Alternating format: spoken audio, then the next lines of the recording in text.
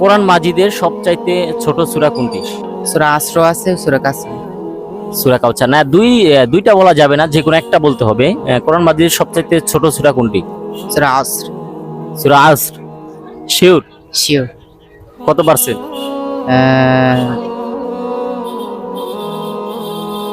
80%। যাই হোক, তুমি কি সূরাটা আমাদেরকে একটু শোনাবে? أعوذ بالله من الشيطان الرجيم بسم الله الرحمن الرحيم والعصر إن الإنسان لفي خسر إلا الذين آمنوا وعملوا الصالحات لهم أجر غير ممنون صدق الله العظيم। প্রিয় দর্শক, তার উত্তরটা সঠিক হয়েছে কিনা অবশ্যই কমেন্ট বক্সে কমেন্ট করে জানাবেন।